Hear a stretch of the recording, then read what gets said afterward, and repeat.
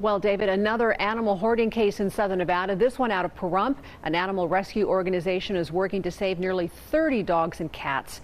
8 News Now reporter Madison Kimbrough joins us with more.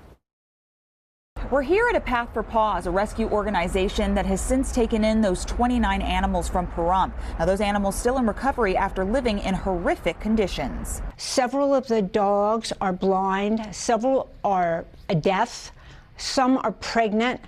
Some have tumors. These are the faces of dogs who have been neglected and living in inhumane conditions out of a home in Pahrump. It was horrendous. Marleen Szalay with the local rescue A Path for Paws describing the mess that was found when a rescue and Pahrump Animal Control arrived to the residence. The trash was piled 4 feet high.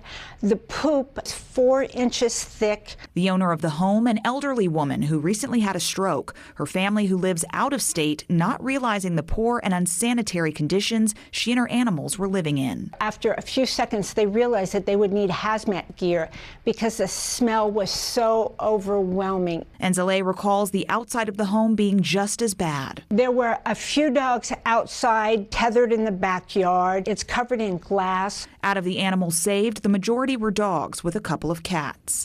A Path for Paws foster Larry Mann taking care of one of the dogs, Magoo, who they believe is blind. Does like the frozen Superman thing, and because he's never been picked up, he's uncomfortable just being on a lap. I think he's been nipped at a little bit. He's probably bullied in the hoarding situation. And Szalay says it's going to be a long road to recovery for these animals, but she's certain their forever homes are right around the corner. Once we get them healthy and their shots, they will all be available for adoption.